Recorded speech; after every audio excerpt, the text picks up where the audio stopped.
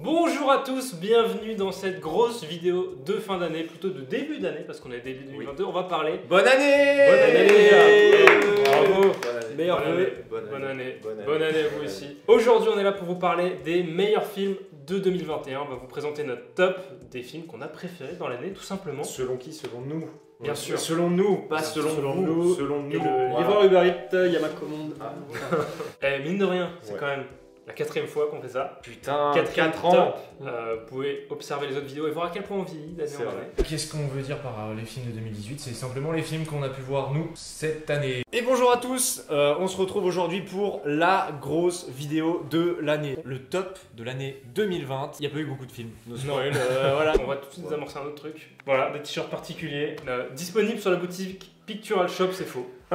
En vrai, par hiver. contre, je te dis honnêtement, si ça vous plaît, c'est Max qui a fait les t-shirts Oui, pour Noël. oui, On va oui, lui oui, voilà, oui. voilà. Allez, cool. Si vous, Warner, Universal, si vous avez les droits, vous pouvez me les passer parce qu'on n'a Après, pas le droit de faire en ça. vrai, techniquement, c'est du détournement d'image, donc t'as le droit de. On peut le Comme faire. là, t'as créé une image en faisant Oui, ça. mais tu il se vois. fait pas de thunes dessus, donc c'est ok. Ouais, mais après, c'est les, Ouais. c'est les screens et tout, je sais pas.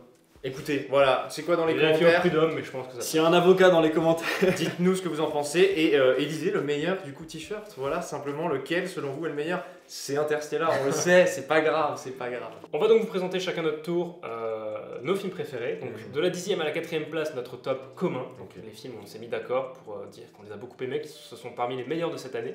Et ensuite un top personnel avec 3 films chacun. N'oubliez pas de nous dire dans les commentaires quel est votre film préféré de l'année Bien sûr. avant qu'on commence la vidéo, comme ça après, ça se On trouve va c'est le confronter. même. Mais oui. Et vous pourrez faire mais quoi? Et ouais. Et ce serait ouf. We're all gonna die. I hope so. Oh, for fuck's sake.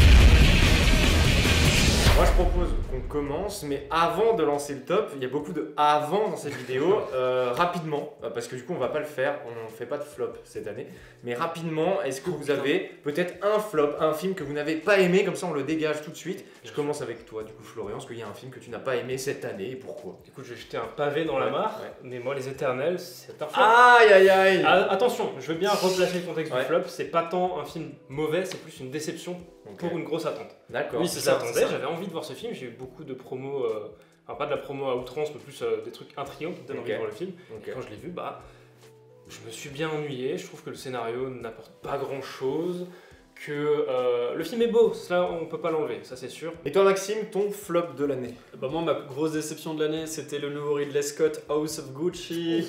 Je sais qu'il y a beaucoup de gens qui l'ont aimé. On me dit souvent, ah, j'ai bien aimé House of Ouais. Gucci. Mais je sais pas pourquoi, moi, j'ai trouvé le côté trop sensationnel. Je l'ai trouvé vraiment trop chiant. En fait, ça me saoulait que le film se donnait quelque chose qui n'était pas au final. Et vraiment, j'ai l'impression que chaque histoire était surexagérée. Et que, enfin, en vrai, j'ai pas apprécié le moment. Et bien moi du coup, je vais donner mon petit flop de l'année. C'est un film français, Cocorico. C'est le film Le Dernier Voyage de Paul W.R. Que bah, j'ai pas du tout aimé. J'attendais beaucoup ce film parce que c'est de la science-fiction. C'est réalisé par Romain Quiro, donc un français. C'est un casting français, c'est un film français et ça nous vendait quelque chose d'un niveau, un blockbuster hollywoodien, j'ai envie de dire. Et en fait, on se fait chier du début à la fin sur ce film. Le scénario est nul, les acteurs sont pas du tout convaincants. Je le descends ce film, mais en fait, je me suis senti trahi parce que les bandes annonces vendaient quelque chose de ouf. Et franchement, c'était de la merde. Voilà, c'est tout. Je propose d'enlever le négatif et de partir tout de suite sur le top 10, la 10e place, c'est parti.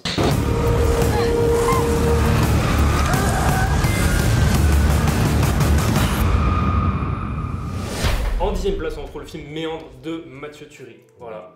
On est sur un bon film à concept, comme on les aime sur la chaîne, comme Thomas les aime. Moi, j'adore. Moi, c'était le film que j'attendais. Je vous l'avais envoyé Toi, et tu j'avais me l'as- dit, ouais. vous voyez Cube? Et ben, attendez-vous à voir Tube. Oui, c'est Donc, ça. Ça va être Tube. Ah oui, putain, oui. Voilà, c'est- bah, ça va être ça, c'est un tube. Hein. L'histoire, c'est donc une femme, un personnage féminin qui est dans une caisse. Elle commence dans une caisse, elle doit avancer de tube en tube et déjouer plusieurs pièges pour survivre. Comme un C'est McDo. mortel. Vous savez, les Oui, trucs au McDo, oui, oui, le jeu pour les enfants. Sauf qu'à là. la fin, il n'y a pas de piscine à bout. Voilà. Moi, Non. j'étais un peu déçu pour le Non, coup. c'est vrai, c'est vrai. c'est Ouais. vrai. Mais en vrai, on est à fond dans le concept Ouais, film, ouais. avec principe de survie, tu dois avancer, déjouer des pièges, des obstacles, des choses plus ou moins attendues, et bah, ça marche ultra bien. C'est claustro aussi. Ouais, voilà, c'est ce Ouais, que j'ai dit, très avec très claustro, claustro, où t'es ouais. dans un truc très petit, Et t'es pas bien quand tu vois le Bah, film. C'est gore aussi. Moi, je l'ai trouvé très beau aussi. Je trouve que la couleur qu'il y a dans ce film et la texture de ce qui l'entoure est très jolie. Et non, franchement, j'ai beaucoup aimé cette patte. Ça fait pas fake et ça fait pas kitsch, ça fait vrai. Tu vois, genre t'as l'impression d'être dedans et quand elle touche un peu les murs et tout, tu te dis, waouh, t'as l'impression de sentir le truc. Ouais, je sais pas, c'est trop méta, mais. Et peut-être juste Oui, c'est éventuellement vrai, c'est la fin, qu'on ne Oui. spoilera pas évidemment, Non. mais qui peut être décevante d'accord. dans ces films à concept parce qu'on Ouais. s'attend à des choses et souvent soit on n'explique rien et du coup c'est genre vous me laissez un peu sur ma fin, soit on explique et tu dis non. On passe tout de suite à la 9e position.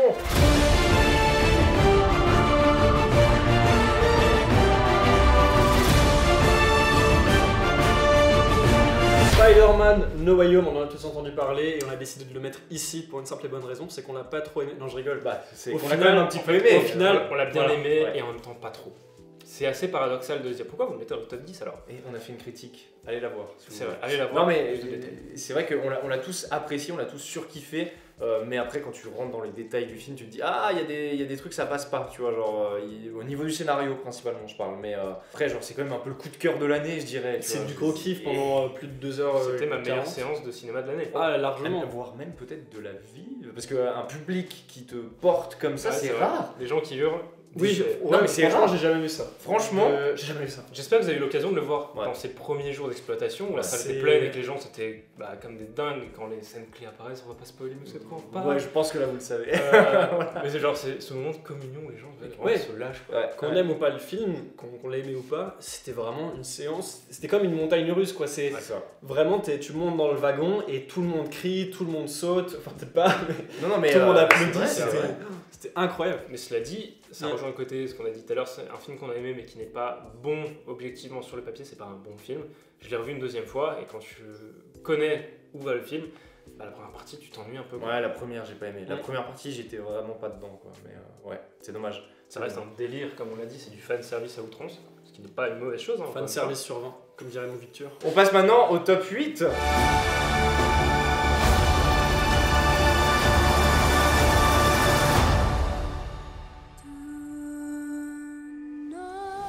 Et bien pour le top 8, je vais mettre le film West Side Story de Steven Spielberg. Voilà. Waouh. Qui n'est pas un remake du film sorti dans les années 60, mais plus une adaptation, une réadaptation de la comédie musicale de Broadway. Du coup, une comédie musicale proposée par Spielberg, sur le papier, ça peut que être incroyable. Oui, forcément. Mais après, ce qu'il a rapporté de plus dans la. on a fait une critique dessus. Je me Tu en rends as compte. fait une. Ouais, il y a une Oui, critique qui est critique disponible aussi, si ouais, jamais. c'est bien, les Donc je critiques, vais peut-être c'est me bien. répéter. C'est Mais ce qu'a apporté Spielberg dans ce film, c'est surtout sa mise en scène et son côté du grandiose, ce qu'il n'y avait pas dans la version originale, qui était, la version, l'ancienne version cinématographique, qui était qui se rapprochait vraiment beaucoup trop d'une comédie musicale de Broadway, théâtre, genre t'es face à un mur, face à une scène. Là t'étais dedans en fait, c'est ça qui était cool, c'est que c'était de la 3D, tu pouvais toucher les trucs, il y avait de la couleur, c'était vivant. Même il y a une manière de laisser sa caméra se balader dans les Oui, décors, c'est ça. d'inclure ses C'est personnages exactement dedans, de faire vivre le tout. Le C'était décor est vivant. un personnage à part entière et tu dis ok, tu vois où ça se passe, tu comprends où se déplacent les personnages, où ils dansent. C'est vraiment, c'est très bien foutu. Moi la C'est réalisation, beau. j'ai rien à dire là-dessus, c'était incroyable. Il a cette audace entre guillemets de prendre des gens qui ne sont pas des têtes d'affiche, à part C'est peut-être vrai. Ansel Elgort. Ansel Elgort, ouais. Mhm. Ça a révélé des gens. Enfin, je sais que Rachel Zegler, qui joue le Z personnage du film, qui joue, je sais plus comment elle s'appelle, Maria, Maria. dans le film, eh ben, on la connaissait pas avant parce que c'était une star d'internet, un truc comme ça, elle a fait des vidéos sur internet, et là, maintenant, elle commence à percer, je la vois qu'elle est sur différents plateaux, qu'elle est sur différentes cérémonies, et elle commence à se faire un nom. Enfin, j'aime bien l'idée que ce film puisse lancer ses acteurs, parce qu'il y a même aussi l'actrice qui joue sa pote à Maria, sa belle-sœur, je sais plus son nom, mais elle est Oui, pressentie pour gagner l'Oscar du meilleur rôle féminin. Si je dis pas Carrément. de bêtises, meilleur second rôle féminin. Hein On passe à la 7ème position sans plus attendre. Voilà, je suis un présentateur télé.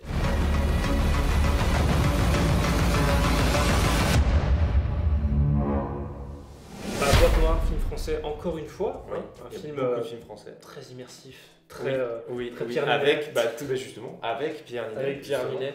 Et waouh, c'était niveau du son principalement. Moi, c'est le son que j'ai adoré, l'ambiance Ah, ça- sonore. C'est un film qui est violent parce que c'est vraiment je sais pas comment vu que le personnage est du coup je sais pas comment ça s'appelle ce métier. Bah, il écoute Il les boîtes écoute. noires, quoi. Ouais, des c'est ça. crashs, et il reconstitue en fait les événements d'un crash grâce à ça. Et du coup, il doit vraiment s'immerger dans Voilà. le truc, il doit Et écouter nous- tous les sons, le moindre son. C'est ça. Et nous, même, au même niveau que lui, Ouais. on est du coup, c'est un film très centré sur le personnage, du coup on vit exactement ce qu'il vit. Et quand il met son casque, on entend le son du casque. Génial. Ça Ouais, j'adore, ouais, ouais. c'est trop intelligent. Euh, Même les acteurs, Pierre Ninet, il joue pas un rôle qu'il a l'habitude de Ouais. jouer. Hein. Ouais. C'est très drama. Hein. C'est C'est pas. C'est d'habitude, il a quand même cette petite tendance à aller vers la comédie, mais là, il très sérieux, hein, très franchement, sérieux. En plus, il a un petit côté un petit peu introverti. Tu sais, il est un carrément. peu comme ça, un Ouais, peu reclus. ouais, carrément. C'est bizarre parce que le film est assez long. Je crois qu'il dure plus de 2 Je heures. crois qu'il dure plus de 2 heures. plus de 2 largement. heures. Et il te maintient quand même pendant tout le truc, alors que c'est. Enfin, c'est con, mais c'est juste une histoire de. Ouais, de boîte noire qui est c'est ça, perdue, c'est quoi. ça. En fait, Et tu sur le maintiens avec papier, ça. le truc, tu te dis, tu peux vite te faire chier. Et ils ont réussi à développer C'est une fou. histoire méga intéressante sans partir en vrille et vraiment. Ouais, sans que ce soit Wow. de la caricature, c'est même ultra Franchement, ouais. réaliste, tout Carrément. du long. Ouais. T'as pas ce côté que t'aurais l'habitude de voir dans un film d'espionnage ou de thriller où t'as le. Ouais. Tu sais, quand il appuie sur les Ouais, claviers, carrément, ouais. quand il met une clé USB, t'as. Ouais, Genre là, carrément, c'est ouais. vraiment c'est du son réel, t'entends les bruits du clavier, t'entends le gars qui touche ses jambes, qui met son casque et tout. Enfin, c'est C'est c'est une bête un de vrai film. film. Franchement, une bête de film. Ouais, ouais.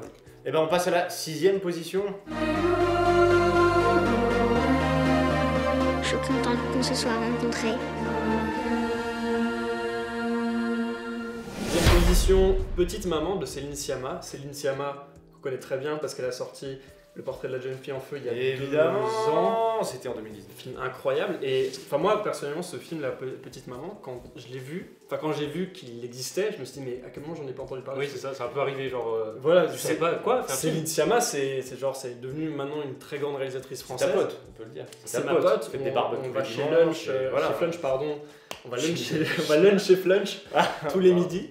Mais non, mais je savais pas à quel moment ce film existait, à quel moment il sortait, et je crois qu'il dure qu'1h10, donc peut-être ça a joué sur le fait qu'il n'y a pas forcément de. Ouais, mais c'est 1h10 qui sont. Il paraît que quand tu vas le voir au Incroyable. ciné, et ben tu payes pour le voir 2 fois. Il te le Bah, en lance vrai, tu deux devrais le fois. voir 2 fois, c'est 10 fois mieux que. Je Les éternels. Voilà, Oh par là exemple. là. Alors, je vais raconter vite fait l'histoire du film parce que je suis pas sûr que beaucoup de gens l'aient vu, Ouais, malheureusement. C'est une jeune fille, sa grand-mère est morte et du coup, elle va dans la maison de sa grand-mère avec son père et sa mère. Et à un moment, sa mère s'en va. Et du coup, elle va aller dans la forêt qui est à côté et elle va rencontrer une autre jeune fille et ils vont devenir amis, il va se passer des trucs et le film va tourner vers un côté très science-fiction surnaturel. Pas de spoil, parce que c'est le genre de truc, je C'est- pense qu'il faut pas expliquer Il faut le pas concept, expliquer les trucs, mais vraiment déjà le film de base est très cool parce que c'est une bonne histoire, c'est très touchant et tout. Mais quand tu sais de quoi ça parle, quand tu comprends un petit peu le film, tu fais mais c'est quoi? Pourquoi? À quel moment ce film a pas fait autant d'entrées? À quel moment ce film a pas eu J'en autant? ai pas beaucoup entendu parler. C'est une dinguerie. Vraiment, je pensais pas, vraiment. Mais 1h10, te balancer ça comme ça, c'est incroyable. On passe à la 5e place.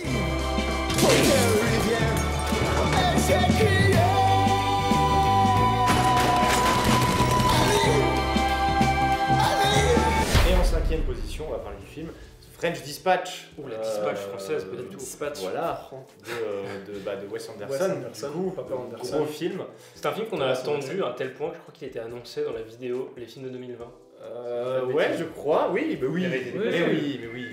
Donc, c'est dire à quel point on avait hâte de le voir. Il devait être à Cannes l'année d'avant. Il était à Cannes cette année. Ouais, C'est vrai. c'est vrai. Et alors, il en vaut Ah, quoi? oui, Il en vaut bah, quoi, ce film Bah, là les 5e, c'est dire à il quel est point c'était incroyable. cool aussi. Bah, moi j'ai un avis dessus qui est assez sympa, c'est que j'ai pour moi cette impression que c'est La quintessence. c'est la quintessence de je sais pas combien d'années, 30 années Ouais. de cinéma de Wes Anderson, que vraiment il a tout mis dedans, il a mis tout ce qu'il aimait, tous les acteurs qu'il aimait, toute la mise en scène qu'il sait faire, il a tout mis mais vraiment au niveau maximum Ok. et il a réussi à faire un mélange parfait de tout ce Ça. qu'il sait faire. C'est du Wes Anderson premium.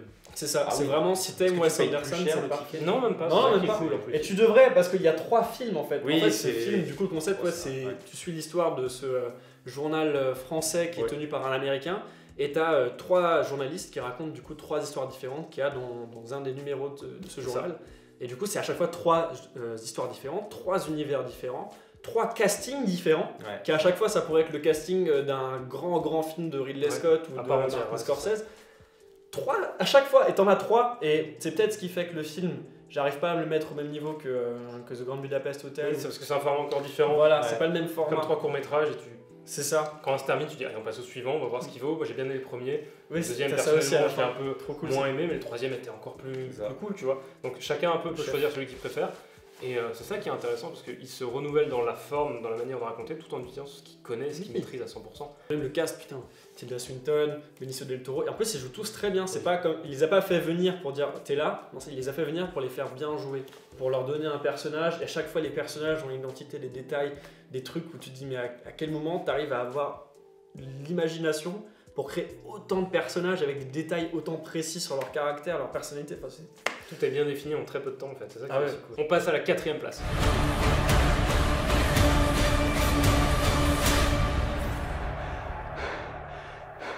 It's time.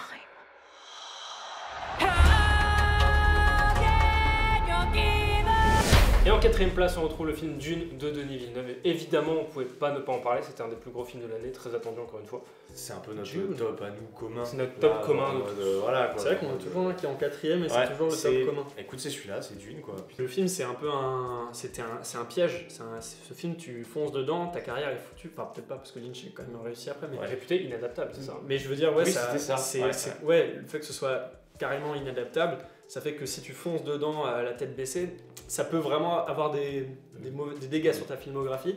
Et Denis Villeneuve, c'est pour moi largement le mec qui aurait pu réussir. Enfin, il n'y a aucun autre réalisateur qui aurait pu réussir ce pari. En termes de, c'est le seul réal de science-fiction qui a ce côté un peu d'une genre post-apo, tu vois, futuristique Ouais, et c'est tout. vrai, Parce que Premier Contact, Blade Runner 2049, Ouais, c'est vrai, parfait. c'est vrai. Il y C'est avait vrai que lui c'était le réal ou choisi. Ridley Scott, Ouais, c'est vrai. C'est pas Je John pense. Watts quoi. James Cameron peut-être, je sais pas. Ouais, j'ai pensé Cameron aussi. Ouais. Ouais.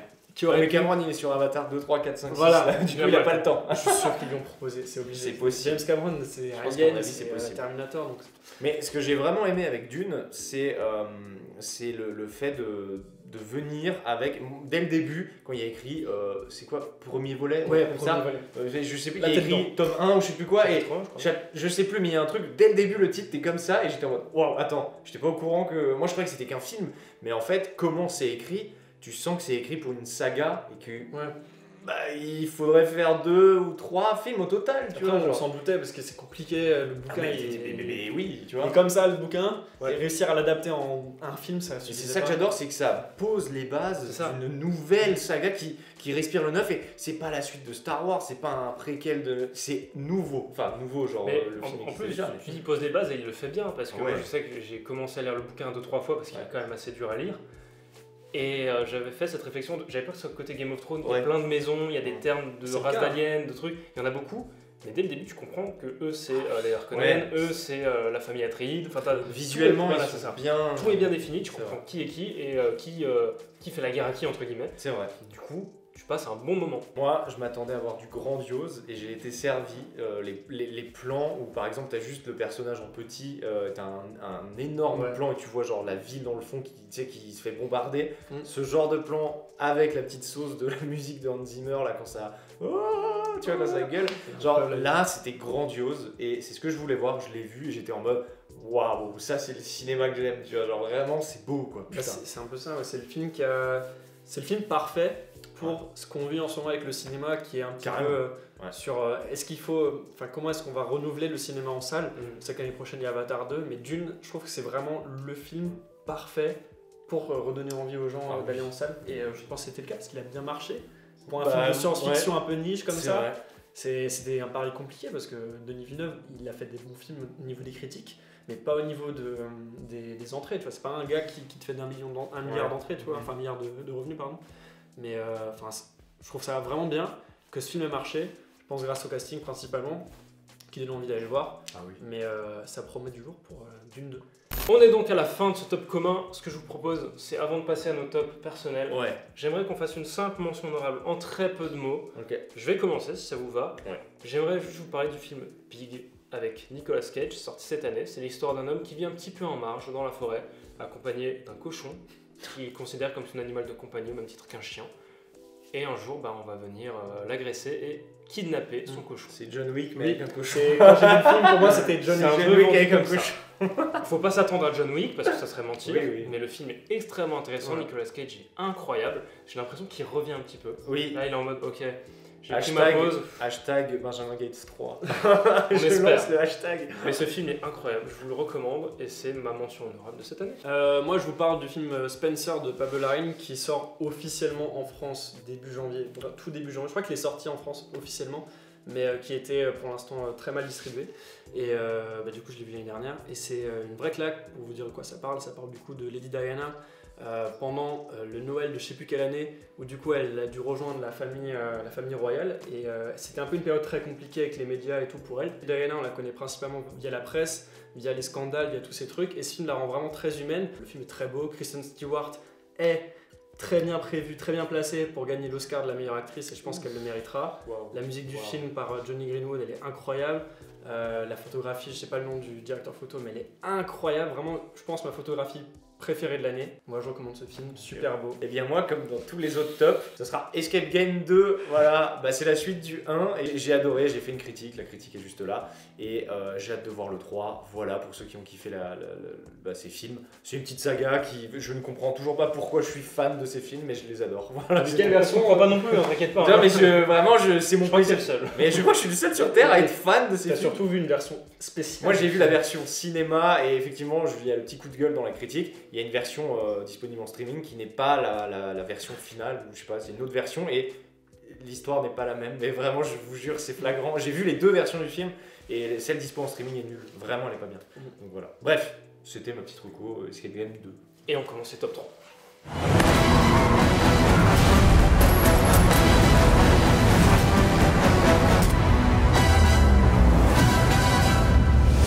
James Bond en top 3. Si on me l'avait dit il y a un an, j'aurais pas cru. C'est vrai? Je vous resitue le truc, j'ai vu Skyfall, c'est tout. Ah oui, Ah oui, c'est vrai, c'est c'est tout. vrai. Donc, je ne T'as vu le parlerai meilleur, pas. t'as vu le meilleur. Je ne parlerai pas en tant que fan de la saga parce que je m'y connais pas.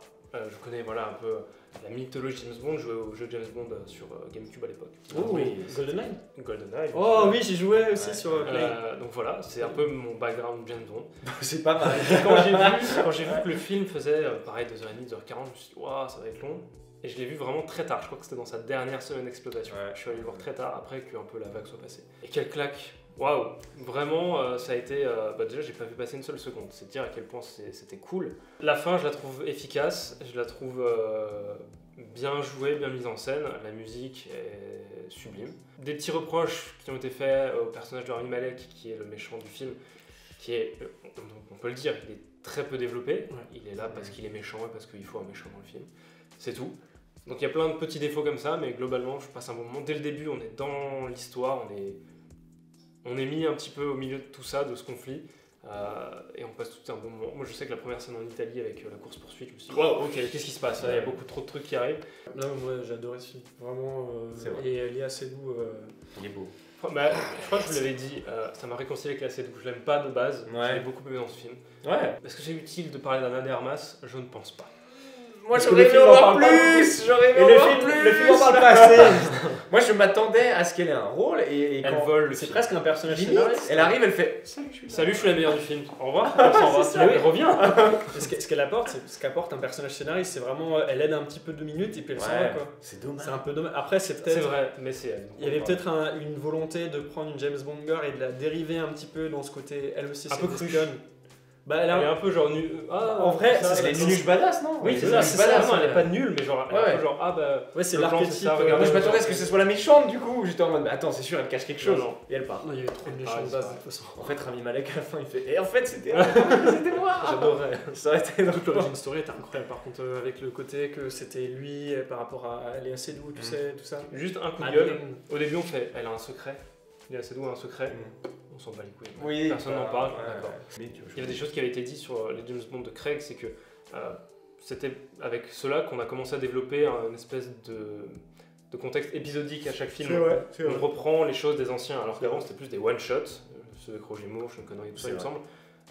Et du coup, ça fait qu'ils essaient de rattraper un petit peu ce qu'ils n'ont pas réussi à développer dans les autres films, et un peu de tout conclure dans un seul. Mm. Donc on doit essayer de conclure Ouais. Skyfall, Spectre, tout. Casino Ouais. Royale aussi, Quantum of Oui, c'est Solace, vrai, ouais. et en même temps de développer l'intrigue Ouais. de No Time to Die et la reconclure par-dessus. Ouais, Ça, mais ce c'est film ça. est très long, Ouais, c'est beaucoup de c'est choses. ça, ouais. C'est vrai qu'ils ont essayé de conclure Casino Royale. Il y a, Bah, ils l'ont fait. il y a- oui. Avec, Avec la tombe. avec la Avec tombe, Eva Green, la- ouais. Eva Green et tout. Ouais, ouais. ils l'ont Excellent. fait. Ça c'était cool, j'avais kiffé. Du coup, c'est un pari, ça fait qu'il y a plus de choses dans le film. Ouais. Mais moi, voilà, si je juge en tant que tel, en tant que personne qui n'a pas vu beaucoup de films James Bond, qui n'a pas le background, tout ça, j'ai beaucoup aimé, j'ai passé un bon moment et c'est mon top 3.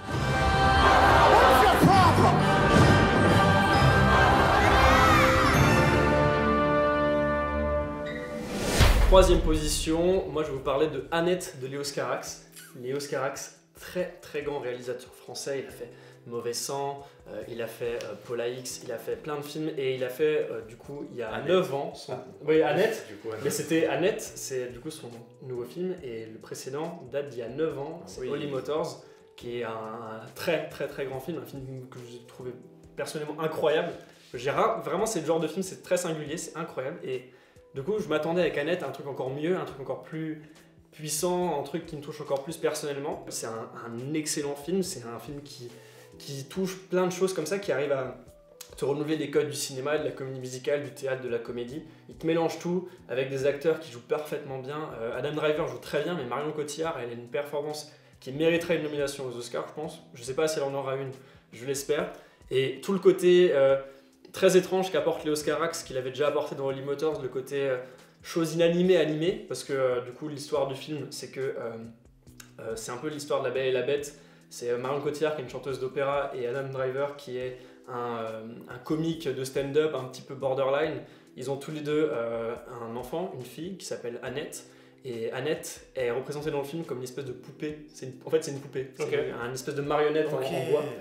Et voilà, il y a tout ce côté inanimé, animé, le côté tu peux mettre ça en rapport avec leur amour un petit peu incompris, leur amour où toi c'est deux aimants qui s'attirent mais qui devraient pas s'attirer. Toi, ce genre de truc, c'est un film qui touche à plein de choses et qui est très touchant, notamment dans ses chansons aussi, parce que c'est quelque chose qui avait été un peu reproché, je me souviens, parce que je l'avais vu au cinéma et dans la salle, il y avait 2-3 bouffons qui rigolaient quand il y avait des chansons, parce que ils chantent. non mais en vrai les chansons sont un peu, les paroles sont très naïves. C'est genre la plus connue, c'est We love each other so much, c'est genre, et c'est ça, ils répètent tout le temps, ils disent D'accord. We love each other so much, et c'est vraiment, ils répètent et du coup quand tu traduis c'est un peu éclaté quoi. Ouais.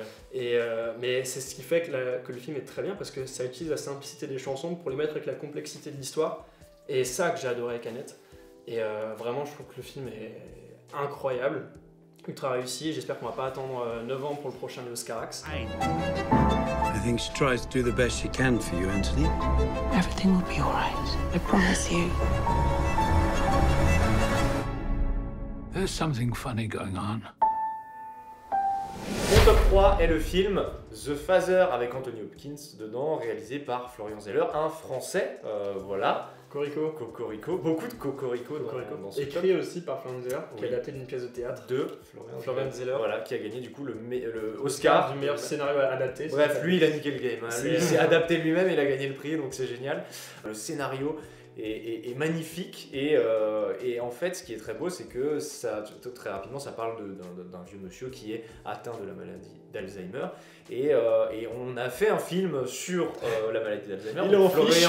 Il est en fiche ici, vous pouvez aller le voir. Encore un Florian. Voilà, encore un Florian. Dis donc. En fait, ce que j'ai adoré avec ce film-là, c'est que dans le scénario, ils ont pris un espèce de partie de mise en scène que à l'époque, quand on écrivait Papillon et on réfléchissait à faire ça, c'est-à-dire qu'en gros, le mec qui a Alzheimer, on se met de son point de vue et Change les personnages. on change des personnages, on change les lieux, mais lui, en fait, il est perdu et on vit la maladie avec lui. Et c'est ce qu'ils ont fait dans ce film. Et ils sont allés vraiment très très loin. C'est-à-dire que tout ce qu'on voit dans le film, il se prend des situations en pleine gueule, on est à son niveau et d'un coup, voilà, sa fille rentre et il la regarde. Et en fait, sa fille, qu'on avait présentée sur la première scène, n'est plus du tout, en gros, jouée par la même actrice. Mais pourtant, elle a quand même le même prénom, des trucs comme ça. Et du coup, mais qu'est-ce qui se passe? Et lui est perdu, mais du coup, toi, en tant que spectateur, t'es aussi perdu. Ouais, Tu sais pas qui est qui en fait, et c'est ça pendant tout le film, et ça passe d'un endroit à l'autre et tout. Alors ça reste un huis clos principalement, mais ce huis clos change. En fait, c'est-à-dire que c'est tourné dans un appartement, mais cet appartement devient à un moment donné l'hôpital, devient le psy, enfin tout est dans le même endroit, mais le décor change physiquement, tu vois. Ouais. Et dire, là vraiment moi, Anthony Hopkins, j'ai l'habitude de le voir dans d'autres films Où il joue des ça. méchants. Il joue souvent des méchants, Ah oui, et là, à un moment donné, il joue quand même limite un enfant de 5 ans qui cherche sa maman. Enfin, c'est waouh, tu te dis oh putain, c'est non vraiment The Father, c'était une claque et Il cherche sa maman. Oui. Pourquoi le titre c'est ah ben voilà. Ah non mais écoutez, On passe au top 2. You can't save me.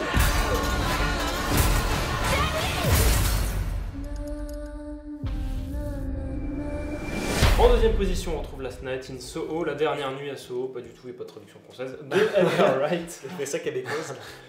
Edgar Wright, qu'on n'avait pas revu depuis 2018 avec son Baby Driver. On ne présente plus le bonhomme, j'ai envie de vous dire.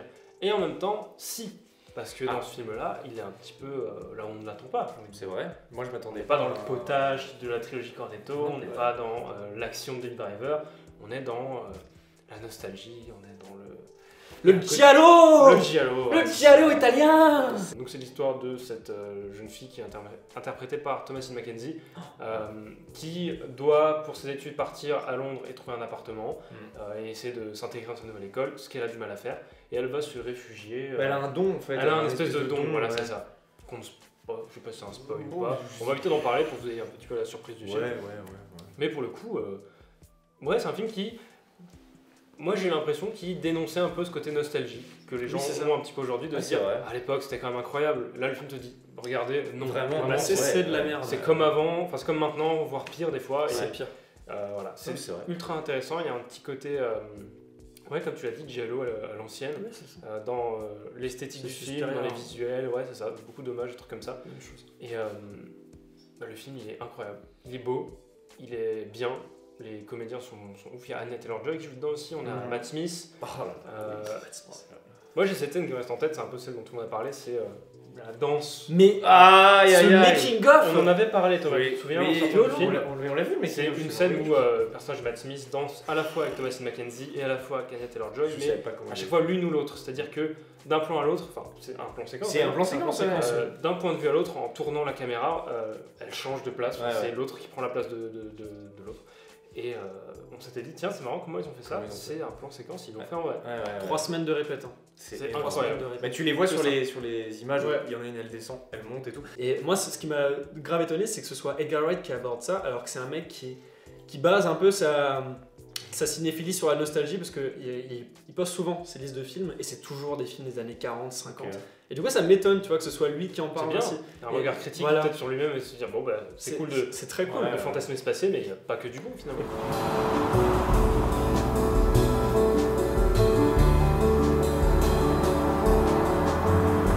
En deuxième position, Drive My Car de Ryusuke Hamaguchi, film japonais, sorti cette année, film exceptionnel, film adapté d'une nouvelle de Murakami. C'est un film qui dure plus de 3 heures, un truc comme ça. Quand même, ok. Et pour vous expliquer, la première 40 minutes du film, c'est l'intro. Et à bout de 40 minutes, il y a justement le titre du film Drive My Car. Okay. Et les 40 premières minutes, c'est du coup, on te raconte l'histoire de ce mec qui est acteur et metteur en scène de théâtre et qui du coup sort avec une personne depuis très longtemps qui l'aide un petit peu dans l'écriture de ses histoires. Et il découvre que sa femme a une affaire avec quelqu'un et au même moment, je crois quelques jours après, sa femme meurt dans son appartement. Genre vraiment, c'est la merde pour lui, et il vient d'apprendre aussi qu'il a une maladie incurable, un truc comme ça. Vraiment, tout lui arrive d'un coup, et à ce moment-là, il doit réaliser une pièce de théâtre à Hiroshima. Et du coup, c'est à partir de ce moment-là que démarre le film, et c'est avec ça que tu comprends après toute l'histoire. Et tout le film parle de ça, parle de deuil, parle de plein de sujets qui sont pourtant pas faciles à aborder, mais il les aborde avec cette histoire, ce voyage, parce que ça se passe principalement en voiture, lors des trajets entre l'hôtel et l'endroit où ils font les répétitions pour le théâtre. Puis à un moment, ils vont dans un autre endroit au Japon, je ne dirai pas. Mais tout, voilà, c'est quelque chose, c'est un super beau film. Et je comprends pourquoi il a beaucoup marché, pourtant c'est quand même un film qui dure plus de 3 heures, mais je comprends pourquoi il a beaucoup marché, parce que ça touche tout le monde, ça parle quand même de trucs qu'on a forcément tous vécu un jour, la mort d'un proche, la disparition de quelqu'un qui n'est plus dans notre vie, que ce soit une relation amoureuse, que ce soit un parent, un truc comme ça. Il aborde tous ces sujets d'une manière tellement bien que, je sais pas, j'ai rarement vu ça, et puis c'est fait avec le style de Murakami qui a du coup écrit la nouvelle. Normalement le film pourrait gagner l'Oscar du meilleur film international, avec mon top 1 peut-être, mais voilà, moi c'est ce que j'espère. En tout cas, super film, Drive My Car, film japonais. Parfait. La voilà! Une comète géante se dirige droit vers la Terre! Vous la voyez? Je peux pas. Ma tête est dans un sac. Et bien moi en deuxième position, je vais y mettre le film Don't Look Up, qui est sorti. Moi j'ai regardé. Déni cosmique. J'ai regardé en l'air. Ah d'accord, mince. Le déni cosmique. Oui, le déni cosmique, c'est vrai. Je l'ai vu il n'y a pas très longtemps. Et J'ai adoré. Non mais vraiment, déjà moi DiCaprio, dès qu'il est dans un film, genre j'adore cet acteur. Et là encore une fois, il me bluffe cet acteur parce qu'il passe d'un rôle à l'autre et il les joue toujours super bien. Et là il joue un rôle encore une fois que je n'avais jamais vu de sa part, tu vois, c'est un loser. J'ai adoré le jeu, de comment il le joue très naturellement, et le mec qui est un peu à côté de la plaque de tout. Donc en gros rapidement le pitch de tout ça, c'est qu'il y a une espèce de comète qui va s'écraser sur la Terre, et du coup il y a 2 scientifiques qui découvrent ça et qui sont en mode ils veulent alerter la population mondiale, sauf qu'en fait tout le monde s'en fout simplement, voilà c'est tout, et tout le monde est en mode c'est rigolo mais on a un concert d'Ariana Grande à aller voir, tu vois, genre en mode on s'en fout, tu vois. Et le truc c'est que ces scientifiques, il y a du coup Jennifer Lawrence, elle est anarchiste de ouf, du coup elle pète des câbles, c'est super drôle, et t'as Leonardo DiCaprio qui lui est en mode il comprend pas trop ce qu'il fout là, et il est souvent en plateau télé et tout, et du coup voilà, le mec devient un peu une bête de foire et tout, mais malgré lui, et il se fait un peu prendre dans cette spirale. Et ce que j'ai aimé dans ce film, c'est ce truc de tu te rends compte que la société dans laquelle on vit aujourd'hui, elle est débile, vraiment. Tu te dis qu'en fait on pourrait tous crever parce qu'on est juste con, en fait. C'est vraiment ça hein, le truc du film. Et en plus, ce qui est vraiment ouf, c'est pas un spoil que ce soit, mais à la fin du film, il y a DiCaprio qui termine avec une phrase, et je me dis, oh putain, ils sont à un repas un peu, ils mangent, et ils disent, c'est ouf, on avait tout quand même. Et après, il y a la fin. Et t'es en mode, ah merde, genre. J'ai trouvé super bien, la réalisation est top, il y a vraiment un montage, tu sais, parfois très cuté, et il joue là-dessus, c'est-à-dire qu'il va y avoir une scène et tout, il y a de la musique, et d'un coup, paf, cut, et tu passes à autre chose. C'est limite des blagues, tu vois, genre en mode sur YouTube, on fait souvent ça, quoi, genre il y a un sketch. Ouais, c'est un genre un épisode de Saturday Night Live, quoi. Mais ouais, bref, en tout cas, et puis le casting, voilà. Et ben on va passer au top 1 maintenant. S'il vous plaît, docteur. Vous êtes médecin? Oui, j'ai un petit garçon avec vous. On a eu un enfant ensemble. Je t'aime. Ce sont les mots les plus importants à dire dans une vie. Adieu les cons. Voilà, c'est pas une insulte, c'est le titre du film. C'est mon top 1. C'est mon film préféré de l'année. C'est l'histoire de... j'ai plus le nom du personnage, mais c'est le personnage de Virginie Efira qui Pose a fait 10 films cette année. Elle est dans tous les films français. Elle était dans Dune, elle était dans... je crois, dans un film avec Romain Duris qui sort cette semaine aussi. Oui, non mais elle est partout. Elle est partout cette meuf. Et du coup son personnage est malade et elle aimerait retrouver l'enfant qu'elle a abandonné quand elle avait 15 ans. Donc elle était enceinte et qu'elle était obligée de l'abandonner. Voilà. Du coup elle va se faire aider de Dupontel, qui joue et qui réalise. C'est un mec qui va pas bien, il est au bord du burn-out, il a envie de se buter, tout simplement. Et ils vont se faire aider aussi d'un archiviste aveugle. Ah oui, joué par Nicolas Marié. Oui, mais oui, j'adore. Qui joue incroyablement bien l'aveugle, ce qui est pas facile, mais qui est très drôle. J'adore.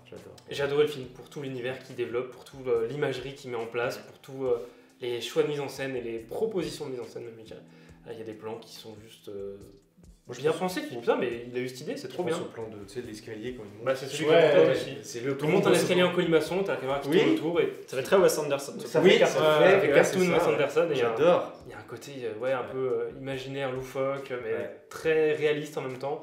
Ça marche trop bien. Il y a Bastien Huguetto qui joue dedans aussi. Bastien Huguetto. Oui, c'est le copain. Ouais, c'est touchant. Même le personnage de Dupontel qui est au bord du suicide, qui en a marre de tout, il est désabusé, il en a marre et il veut juste qu'on le laisse tranquille, quoi. Là, il doit aider quelqu'un, il n'a pas le choix, et il y a cette fin où il se passe ce qui se passe, et tu te dis putain... En fait, il y a eu ce truc très particulier, j'en parlais avec la personne avec qui j'ai vu le film. Tu vois le film, et je me suis dit, si le film il se termine pas comme ça, il sera pas bien. C'est vrai, ok, d'accord. Et quand ça termine, tu fais... Oh là là. Ils l'ont bien terminé. Le film il se termine et tu fais, je voyais pas d'autre fin possible. Voilà, c'est tout. C'est le film préféré de l'année. Petit bonus, j'ai bien aimé les caméos des gens qu'en plus j'adore. j'adore. Le Palmacho. T'as le Palmacho qui fait coucou, t'as Ken Kojandi qui fait coucou. C'est un peu les vedettes. Oh, on en parlera dans la vidéo. Dans la vidéo. C'est vrai, les vedettes. Top de Mais c'était cool, d'un coup, c'est un petit caméo, ça fait plaisir, c'est toujours... C'est qu'il y a Ken Kojandi. Il y a Ken Kojandi qui fait la médecin, je crois. Ouais, c'est ça. Ouais.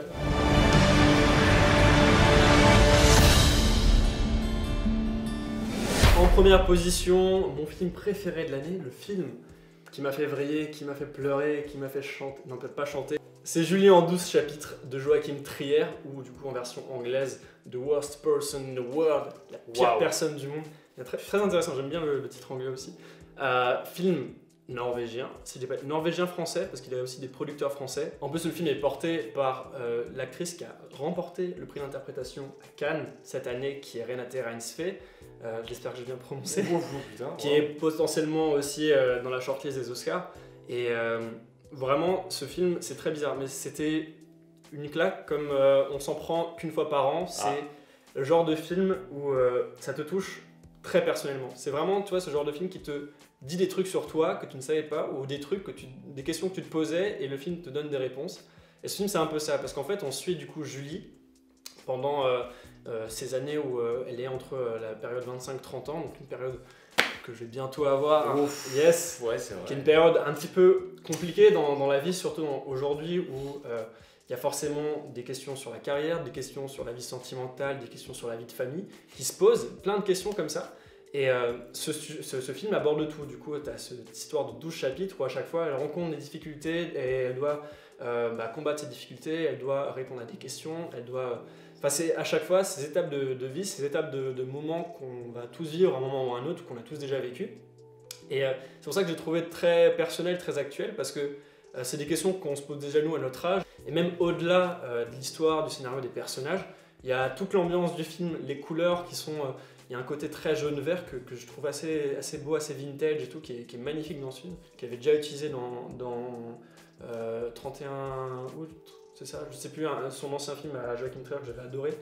Ou alors il y a tout l'esthétique au niveau du mobilier, il y a un petit côté un petit peu Le Corbusier dans les chaises, dans les tables, qui est magnifique. Et vraiment il y a un travail qui rend le film vraiment très moderne et très facile d'accès pour un jeune de notre époque. Il y a une mise en scène qui est très travaillée, un petit peu inspirée de l'univers de la comédie musicale, avec...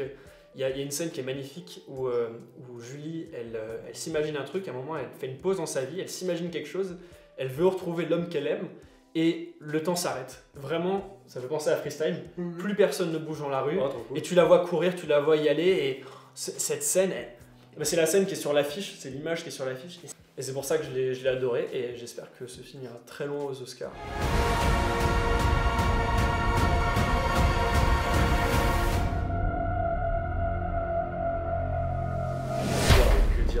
C'est un des premiers films de l'année que j'ai vu déjà, et du coup il s'est mis en top 1 rapidement en me disant peut-être que je verrais mieux et tout, et en fait je n'ai pas retrouvé dans l'année de pareilles sensations à ce que j'ai pu voir avec ce film.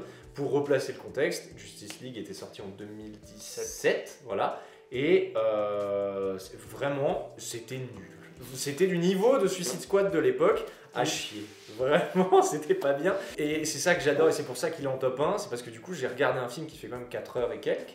Je connaissais l'histoire parce qu'on l'avait déjà vu, mais j'avais quand même l'impression de découvrir quelque chose de nouveau en fait. Et il y avait des plans que je reconnaissais et tout, mais sinon, tout était tellement mieux fait. Au-delà de ça, c'est juste Snyder qui reprenait. Non, moi je voyais voilà, ça comme ça. C'est le même film. Voilà, c'est ça qui vous, c'est le même film. Et en même temps, pas du tout. Il a juste tout changé. C'est trop bien. Tout, même les effets visuels, ils étaient beaucoup plus travaillés, beaucoup plus jolis.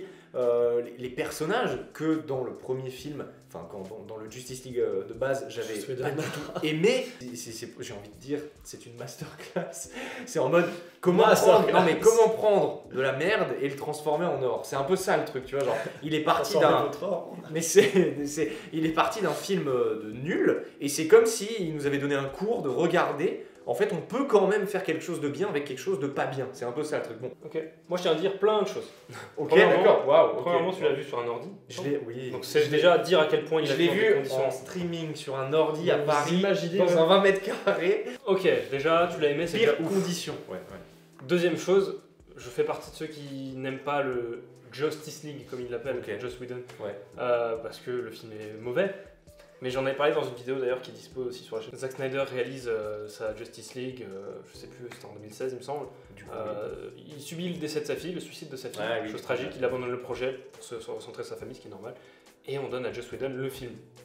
Le mec il fait ce qu'il peut, c'est pas son film, c'est pas son projet. Mais carrément. Le film est mauvais, ça je l'entends bien, mais faut pas dire que c'est de sa faute, il a fait ce qu'il pouvait, il a peut-être pas envie de le faire, il a fait pour de la thune, ça le regarde. Mais là pour le coup, Zack Snyder a pu revenir et dire ok, moi je voyais ça comme ça à la base, et ça montre qu'un auteur, quand on lui donne les moyens de faire ce qu'il a envie de faire, qu'on lui laisse la liberté de le faire, eh ben, il fait des choses folles. Et pour le coup, la Snyder Cut est vraiment, vraiment bien, parce que il a eu la possibilité de faire ce qu'il voulait faire. C'était très long, mais c'était une formidable année de cinéma quand même.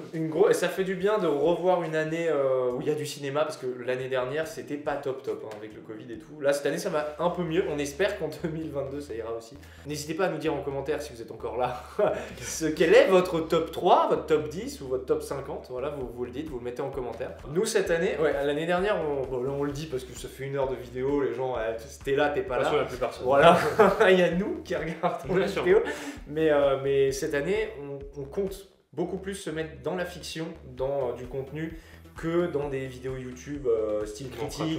On en fera toujours, mais je pense que vous l'avez vu cette année. On en fera autant que l'année dernière. Je pense. Peut-être un peu plus. Non, mais je pense qu'on en fera dans la même veine, c'est-à-dire qu'il y aura pas ce truc de critique à chaque film. Je pense que ça sera plus on fait des vidéos quand on en a envie et on fait des gros projets aussi, peut-être un peu différents, tu vois. Se dire on se prend pas la tête sur YouTube, mais on en reparlera. Voilà. Suivez-nous sur Instagram pour avoir toutes les infos. Peut-être le retour de faire un film comme. Bon, en tout cas, nous on se retrouve bientôt pour de nouvelles aventures. Allez, ciao.